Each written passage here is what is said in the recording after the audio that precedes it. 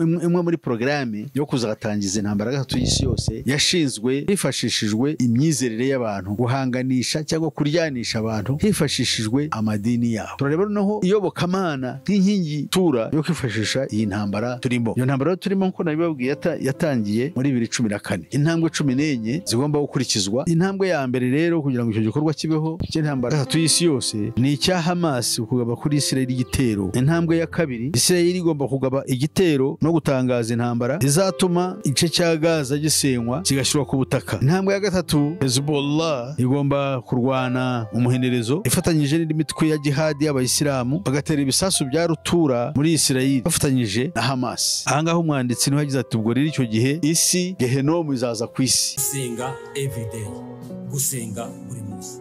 Nusenga uzanesha. Nunanigwa gusenga uzaneshwa. Senga. Kakwihebura kandi reka kurira yayindi yatura rataro bijyanyene reka kwihebura kandi reka kurira yayindi yahungana ana bijyanyene nijya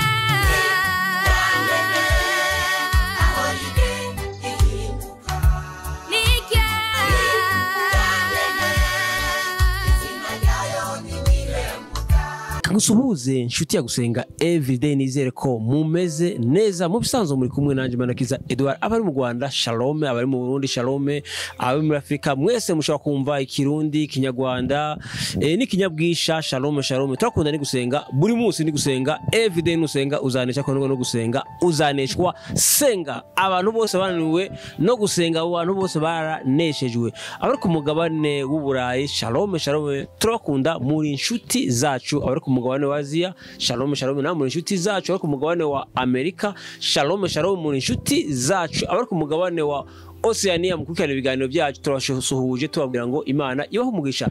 Mwese rero tubahaye ikaze kuri gusenga everyday mu kiganiro tugiye gukorana na Pastor Musisi. Pastor uraho?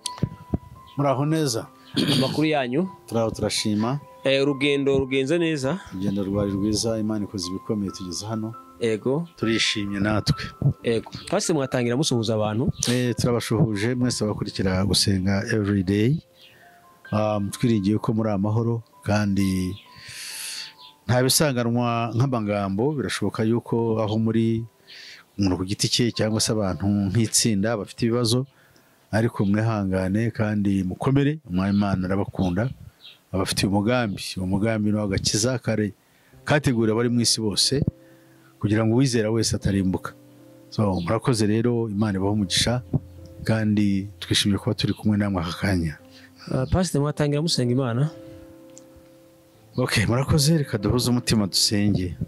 Imana ishobora byose, wowe waremye byose kandi ukiza byose, wowe urokora mwami wanjye, kandi washyizeho inzira y'agakiza ku bantu bose ubwo wateguraga Kristo, ukamuvuga atari yaba imyaka myinshi cyane yuko ari uzaza agahuza abantu n'Imana. Ndagushimiye, gushimiye umunsi twongereye, gushimiye ko turi amahoro, gushimiye ingendo dushishijemo, aho wenda twashoboraga no kurenga, aho twashoboraga kunyura wenda tukahasiga ubuzima cyangwa se tukakomerekera cyangwa tukamugarira, aho surahadukije mwami, kandi abo dusanze nabo dusanze ari amahoro. Turabigushimiye byose mwami. Nuko rero ikiganiro tugiye kujyamo ni ikiganiro kijyanye n'uko isi imeze kandi kijyanye n'ibyago byugarije inyoko muntu. Uduha uburyo bwo kubisobanura mwami wanjye, udufashije kandi udukomeje muri byose, urushijeho kuduhishurira no kugira ngo hatagira ikidusoba cy'uburyo bwose, bityo ibyo tugomba kuvuga tubivuge tugamije kugira ngo dukangure inyoko muntu. Tubyambarije mu izina ryawe Yesu Kristo umwami wacu, amen. Amen. Pastor reka tugushimire tukubwire ngo Imana igumugisha kuba witabiye ubutumire bwacu. Reka mwese twongeye tubakire abantu mugiye kubana natwe muri kiganiro, tubabwire ngo Imana ibahe umugisha. Imana ibahe umugisha cyane kuba mukurikirana ibiganiro byacu. Reka twibutse abantu mukurikira ibiganiro bya gusenga everyday mugiye kwikirana, cyangwa ushobora kuba ubwa mbere ukurikira ibiganiro bya gusenga everyday. pastor amaze igihe kirekire arimo atwigisha ingene isi yagambaniwe n'umubi. Yatangiriye atubwira ko isi ukuntu iyobowe n'ibitabo 25 bigenderaho byanditswe n'umugore yitwa Alice. Ibi bitabo nivyo isi igenderaho, hakabaho n'ababishira mu bikorwa. Nivyo rero tugiye gukora. Ubu yatuganirije atubwira imiryango 36 ubushize niyo twaganiriye, atubwira imiryango 36, imiryango 19 ishigikiye demokarasi na 17 y'abayoboza igitugu. Uyu munsi rero yaradusezeranye yuko azatuganiriza kuri step cyangwa ku ntambwe zigize intambara iyi miryango nyine igenderaho cyangwa muri ibi bitabo. Pasiteri, kazi turakwakiriye. Murakoze cyane, Imana iguhe umugisha. Nk'uko warabivuze, twavuze yuko uyu munsi tuzaganira ku byerekeye intambwe 14 zigomba gukurikizwa muri iyi ntambara ya gatatu y'isi yose, kugira ngo tugeze ku murongo cyangwa ku musozo w'igihe cyacu, aho tugomba noneho kwemerera kugira ngo hagireho guverinoma imwe igomba gutegeka isi. Noneho iyo guverinoma imwe ikazabiteguriza mu buryo bweruye kuza ku isi kwa Antikristo. Imana ibahe umugisha. Nk'uko twabivuze ubushize, hari intambara zabayeho 3 cyangwa se zateguwe 3, zikaba zarateguwe cyangwa umugambi warashyizwe ahagaragara tariki 15 z'ukwa munani umwaka w'1871, ikaba zarateguwe rero n'umugabo umusirikare General Albert Pike. Hanyuma azishyikiriza uwitwaga Bergino Mezini. Uwo ngo akaba yari umufirimaso w'ikirangirire wayoboraga ishami ry'ubufirimaso mu Burayi. Kuri iyo tariki ya 15 z'ukwa munani icyama 871. Nk'uko rero twabivuze, intambara 2 zararangiye. Iya mbere niyo yiswe nyine ya mbere y'isi yose yabayeho hagati ya 14 cyangwa icyama 914 kugira icyama 918. Maguru mashya ihita ikurikizwa niyabayeho mu cyama 939 kugera mu cyama 945. Izo ntambara rero, iyo ntambara yabaye icyo gihe, iya mbere yashenye ubwami bwa Roma ntagatifu. Noneho Roma, nibutse ko Roma ntagatifu yatangiye muri 662 yimikwa na Papa Leo cyangwa Papa Yohana nyirango wa 13. Hanyuma haza kubaho uwimitswe igihe yitwaga Otto the Great, yari umwami w'Abaroma. Noneho haje gukurikiraho iki? Ubwo bwami bwa Roma ntagatifu. Mpamvu mbivuga nagira ngo tugere kuri gahunda neza. Roma ntagatifu yagejeje mu mwaka w'icyama 815 Napoleon Bonaparte asenya ubwo bwami Roma ntagatifu ibivuyeho. Mu cyama 871 hashyizweho Roma ntagatifu ya kabiri yitwaga cyangwa yiswe yashyizweho n'uwitwaga Otto von Bismarck. Mubare gatoya. Hanyuma Roma ntagatifu iza gusenywa. Roma ntagatifu ya kabiri yarangiranye n'intambara ya kabiri n'intambara ya mbere y'isi yose mu cyama 918. Habayeho rero gahunda Ubudage nk'igihugu cyari kiyoboye ubwo bwami cyongeye guhanyanyaza kugira ngo gishyireho binyuze muri Hitler kongera kugarura ubwami bwa Roma ntagatifu kongera gutegeka isi. Ubwo bwami rero bwa Hitler niwo mugambi wiswe The Third Reich, ubwami bwa gatatu. Ubwami bwa gatatu rero bwa Roma ntagatifu bwarageragejwe cyane cyane duhereye mu cya 939 bigeze mu cya 945 Hitler aratsindwa. Byumvikane yuko gahunda yo gushyiraho ubwami bwo twita Third Reich cyangwa ubwami bwa gatatu bw'ingoma y'Abaroma noneho buburiramo ntibwabaho ahubwo hategurwa icyo bita the Fourth Reich of the Rich. Ubu ngubu turimo muri iyi ntambara ya gatatu y'isi yose, niyo igomba kuzana ubwami bw'abatware bakomeye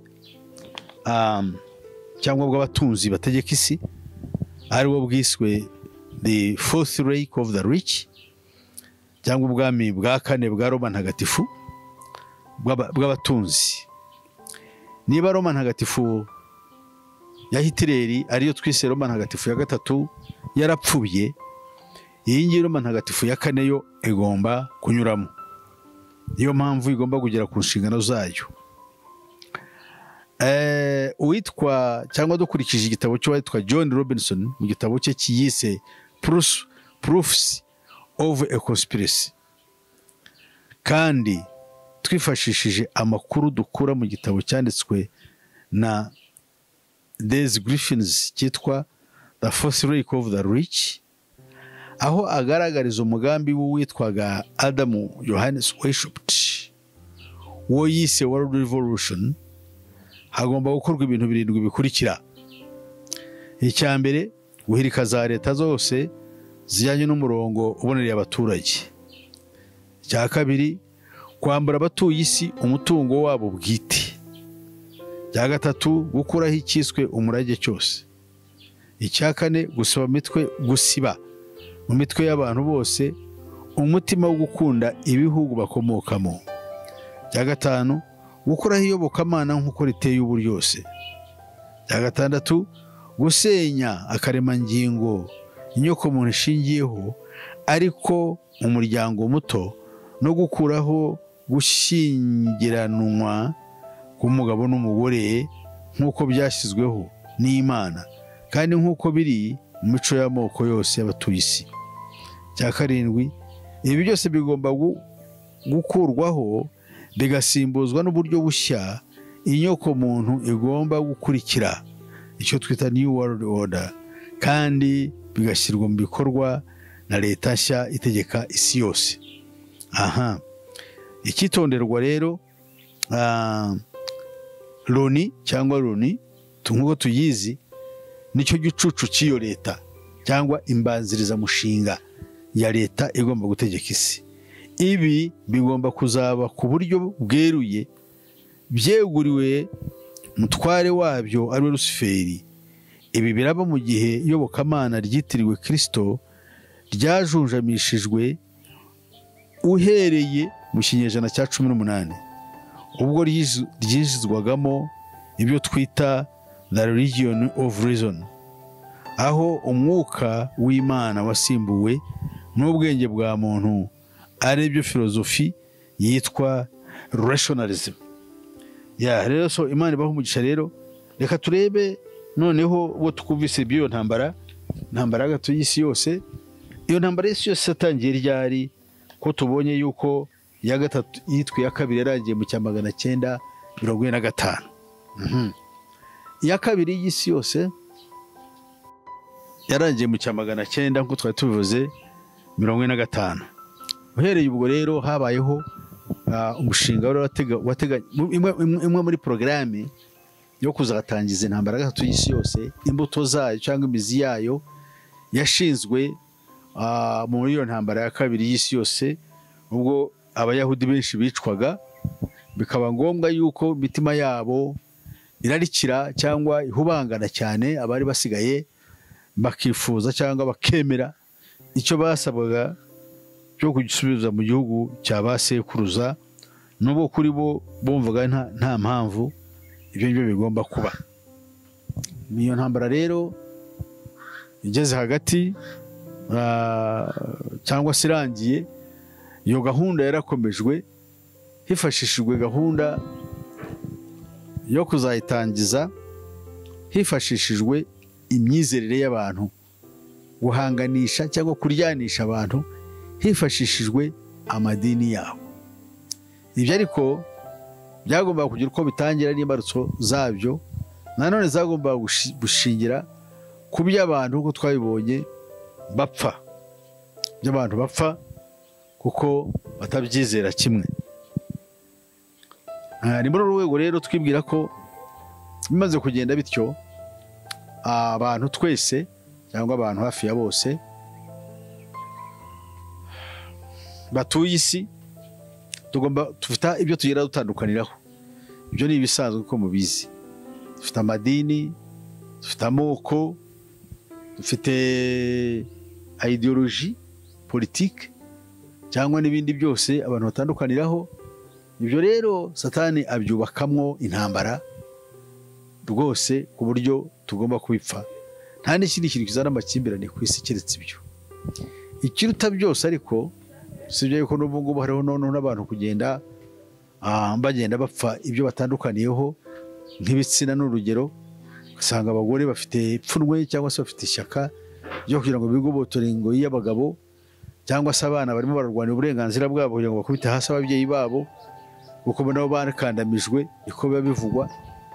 Ariko icy'ingenzi twe dushaka kureba, turareba noneho iyobokamana nk'inkingi rutura yo kwifashisha iyi ntambara turimo. Iyo ntambara turimo nk'uko nabibabwiye yatangiye muri 2014.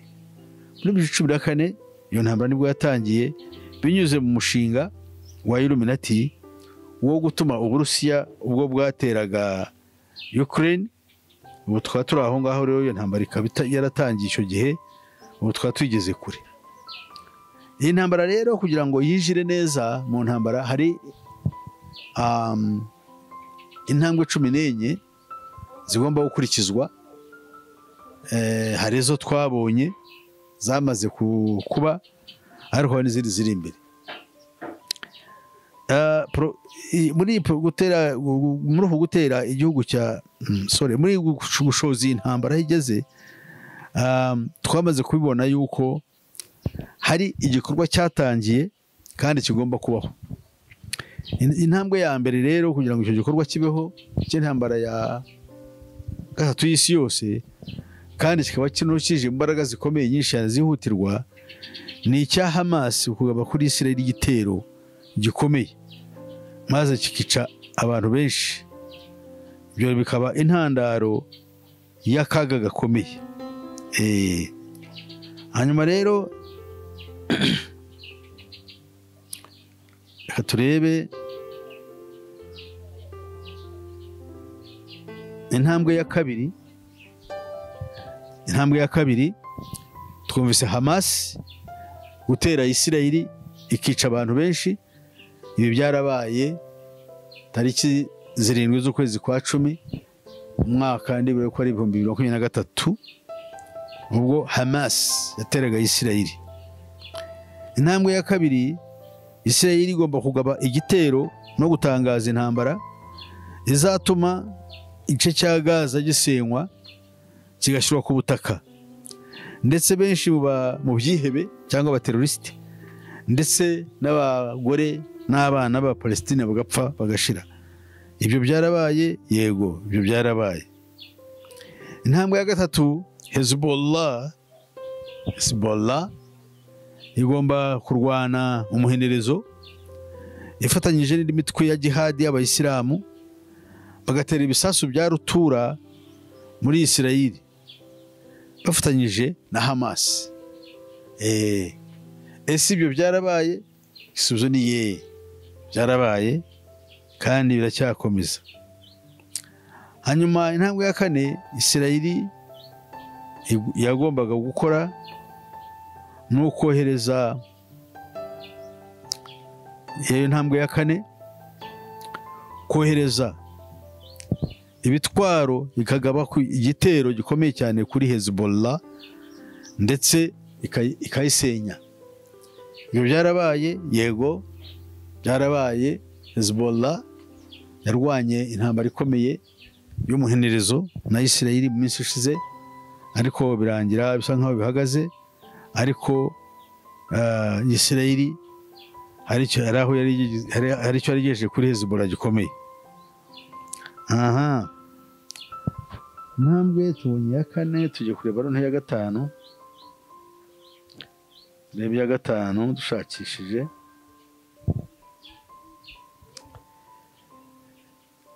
Iya gatanu ntabwo twari twayigeraho, niyo dutegereje. Isirayeli igomba kugaba igitero cy'indege ikakigaba kuri Iran, nubwo yabigerageje ariko byabaye nkaho bikoma mu nkokora. Turacyategereje yuko bizakomeza. Ubundi iyo ntambwe kangahe bizakomeza? Ya gatanu. Isirayeli igomba gutera Iran. Yes. Hanyuma rero ukayihora ko Iran ariyo itanga ubufasha mu kugaba ibitero, ifatanga ubufasha kuri Hamas, kugaba ibitero kuri Isirayeli. Ubwo rero Isirayeli izahitera ihora ibyo.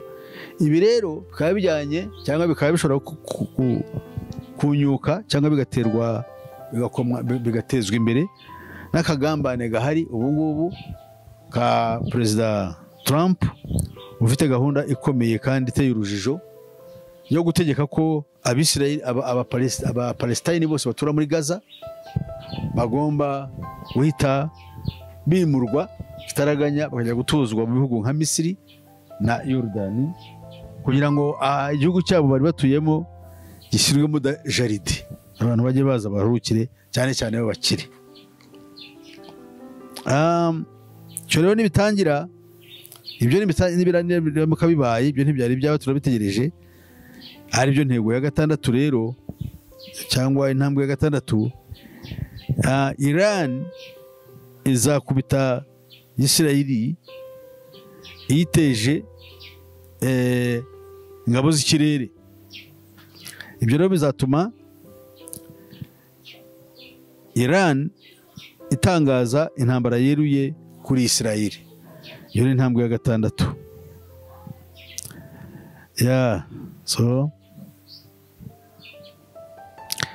Tugiye kureba intambwe ya karindwi. Intambwe ya karindwi.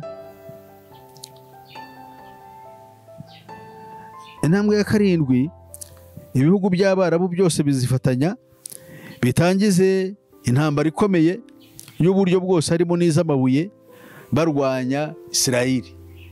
Iyo ni intambwe ya karindwi. Intambwe ya munani, byo nimara kuba, ni ibintu bikiri imbere.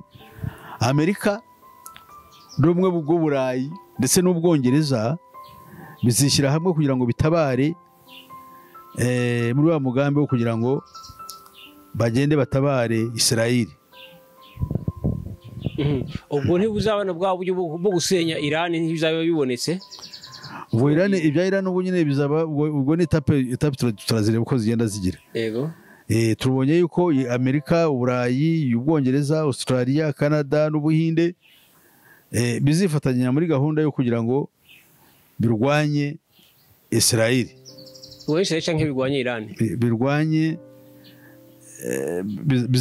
bizajya kubizahagarara ku ruhande rwa Iran, rwa Isirayeli. Yego. Bifatanya na Isirayeli mu kwivuna abanzi. Aha rero turabona yuko iyo ni intambwe ya munani. Intambwe ya cyenda rero,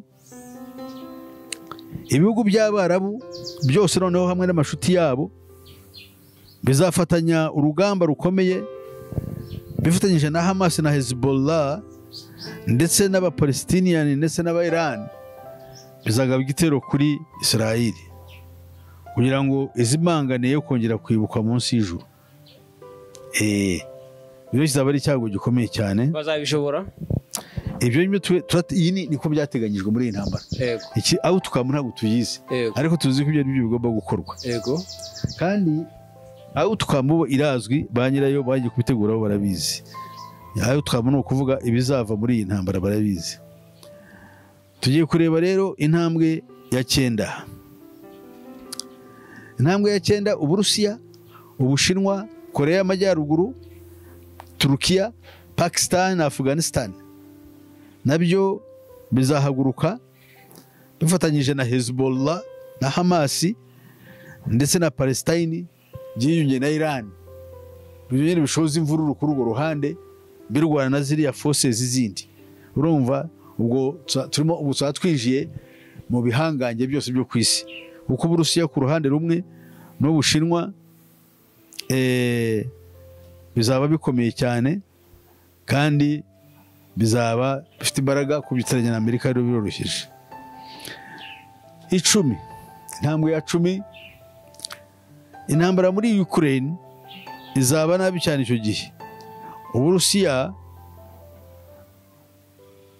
buzagereza gusenya Ukraine ndetse bukubita hasi n'igisirikare cyabyo cya Ukraine. Ibyo nibigenda bityo bizaba ari agasomborotso gakomeye cyane. OTAN, umuryango wa OTAN, niyo ntambwe ya 11 uzahaguruka wikubite hagati mu ntambara. Kandi icyo gihe Burayi buzaba bumaze kwinjira mu ntambara hadasigaye na kamwe, ndetse buzaba bukoresha intwaro zo bita tactical nuclear warheads. Izo ni intwaro za nuclear ariko ziciriritse mu rwego kugira ngo intambara irusheho gukaza umurego, kuko icyo gihe ni ibihugu bya rutura bizaba birwana. Ubwo rero ibyo bintu ni ibintu bibabaje cyane, twebwe nk'inyoko muntu tugomba gutekereza tukareba iyo tujya. Tugiye kureba noneho intambwe ya 12. Intambwe ya 12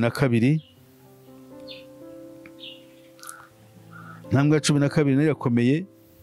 Ubushinwa, Iran, Korea ya ruguru n'isi yose y'Abarabu cyangwa ibihugu byose bituwe n'ibihugu by'Abarabu byose n'amashuti yabo, kandi biri kumwe n'Uburusiya. Amerika yuzaba iri kumwe na OTAN n'Uburayi, Ubwongereza, Canada, Australia na Ukraine. Icyo gihe abo ngabo bazaba bari ku ruhande rwabo barwana umuhenerezo. Ibihugu iyo migabane yombi y'abantu batuye isi niyo igomba kurwana, kandi ibyo turabitegereje. Bigomba rero kurwana bigaca bigacika, aho bigana ntituhazi. Intambwe rero ya 13 ruteye ubwoba. Nimara kugenda bityo, Ubushinwa nabwo buzatera icyo twita ikirwa cya Taiwan. Bagitere bagitegeke, kandi ibyo bizatuma Ubushinwa bushaka gushorera imizi muri icyo kirwa kugira ngo cya Taiwan bugitegeke. Ko kugeza ubu ntabwo twari twabona icyo gihugu kigira uburyo cyangwa icyo kirwa kigenga, ariko ubu kiri mu nzira, kandi tubona buri gihe hari ubushyamirane hagati yabwo n'Ubushinwa. Ariko ibyo bigomba kuba mu gihe bigaragaye yuko abatware b'isi uko bagenda bakora ibintu buhoro buhoro bagerageza niho bigenda bigana. Intambwe ya 14 nayo ya nyuma, Amerika nimana ibyo bibaye bityo izahaguruka kugira ngo isubize icyo kibazo kizagitewe n'Ubushinwa. Ahangaho umwanditsi niho yagize ati ubwo rero icyo gihe isi gehenomu izaza ku isi, ibintu bicike, bizaba ari akabazo gakomeye cyane. Bakundwa rero, izo nazo ntambwe 14, tukaba ubu ngubu turi mu ntambara hagati y'isi yose. Twavuze ziriya enye za mbere zamaze kugaragara, iya gatanu twabonye yuko iri mu nzira kuko twabonye n'impamvu zayo Trump yiyemeje kuyishoza no kugira ngo arusheho kuzana akavuyo hariya avuga yuko Abapalestina bagomba kwimuka bakajya guturwa ahandi. Ibyo rero bikaba bidakunda dukurikije solidarite ibihugu byinshi birabyiyama yuko dushobora no kubakira. Ibyo rero Trump yarabivuze kandi yarabikomeje kubashyira mu bikorwa nibyo ntazi, ariko hamwe n'Imana yo mu ijuru irengera abantu isi murabumva higana. So turi mu ntambara ikomeye, tumaze kubona izo ntambwe nke tumaze kuzibona, turi mu ya 5, hanyuma ari ya 6, ya 7, ya 8, ya 9, ya 10, 11, 12, 13, 14 zo dutegereje kugira ngo zibe imbere yacu, kandi zishobora ku isi kuzayirangiza bitarenze umwaka w'2050, kuko nibwo hateganywa n'abantu benshi gupfa bagashira ku isi. So rero Imana ibaho umugisha, kandi byarahanuwe yuko isi igomba kwinjira mu gihe kibi gikomeye. Ndibwira yuko dushobora kwifasha ijambo ry'Imana tukareba akaga gahari gashobora gutuma isi igwa mu manga, ariko ndakwinginze we mwene data ntugwane mu manga n'isi, ahubwo uhungire muri Kristo wenyine.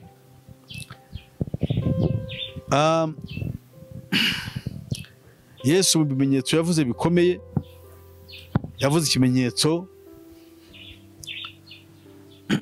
cya 3 ndetse n'icya 5. Hari amagambo agira ati, umwana w'intama amenye ikimenyetso cya 2, numva ikizima cya 2 kivuga kiti ngwino. Nuko haza indi farashi itukura cyane, uyicayeho ahabwa gukura amahoro mu isi ngo bicane, kandi ihabwa n'inkota ndende. So no kuvuga ngo bene data bakundwa badukurikiye, ijambo ry'Imana riratunganye ry'ukuri, kandi tugomba kurihamya tugifite uburyo, kandi tukereka isi yuko ibiri mu isi bitegurwa mu buryo bw'isi y'umwijima, mu by'ukuri biba byarahanuwe yuko bizaba. Niyo mpamvu umurongo wa 5 ugira uti katurebe umurongo wa 7, umwana w'intama amenye ikimenyetso cya 4, numva ijwi ry'ikizima cya 4 kivuga kiti ngwino. Nuko ngiye kubona mbona ifarashi y'igitare igajutse, kandi uyicayeho yitwa Rupfu, kandi kuzimu aramukurikira. Nuko bahawe ubutware bwa kimwe cya 4 cy'isi ngo bacicishe inkota n'inzara n'urupfu ndetse n'ibikoko byo mu isi. Okay, bakundwa rero Imana ibaho umugisha. Ubuhanuzi ntabwo tujya tubwitaho, ndavuga ubuhanuzi bwa Bibiliya, kandi Bibiliya twigisha yuko aribwo buhanuzi bwonyine dukwiriye kwitaho kugira ngo tugenzwe tureba hisigana. None duhuje ubuhanuzi n'umugambi uriho ku isi wateguwe n'abadayimoni banyuze mu bana b'abantu, ugomba kuzana amage ku isi n'ibyago bikomeye. Aba rero ngira ngo mutekereze mwitonze icyo gikorwa kimeze gityo, kandi Imana ibafashe kugira ngo mubyiteho kandi mubyumve. Imana yo mu ijuru ibaho umugisha, ibagirire neza. Gusenga everyday, gusenga buri munsi. Nusenga uzanesha, nunanigwa gusenga uzaneshwa. Senga.